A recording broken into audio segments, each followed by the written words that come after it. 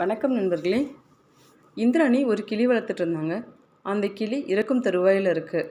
ரொம்ப மனம் வருத்தப்பட்டு இந்திரன்கிட்ட போய் சொல்கிறாங்க. இந்திரன் உடனே வா நம்ம பிரம்மா கிட்ட போய் கேட்கலாம் அப்படின்னு சொல்லிட்டு பிரம்மா கிட்ட போய் கேட்குறாங்க.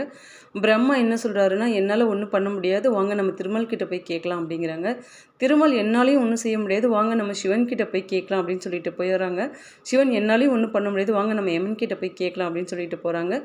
யமன் என்ன சொல்கிறாருன்னா, சரி வாங்க நம்ம போய் கிளியோட ரூமில் ஓலைச்சுவடி ஒட்டிட்டு இருந்துச்சுன்னா நம்ம அதை காப்பாற்றிடலாம் அப்படின்னு சொல்லிட்டு இவங்க எல்லாருமா போகிறாங்க. ஓலைச்சுவடி மேலேருந்து கீழே விழுது.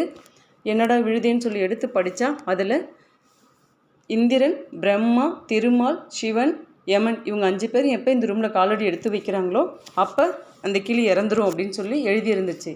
இதிலேருந்து நம்ம என்ன தெரிஞ்சுக்கிறோம் அப்படின்னா, என்னதான் பேர், புகழ், பணம், காசுன்னு இருந்தாலும் நடக்க வேண்டியது நடந்தே தீருங்க. ஊழ்வினை கண்டிப்பாக அனுபவிச்சே ஆகணும். நன்றி.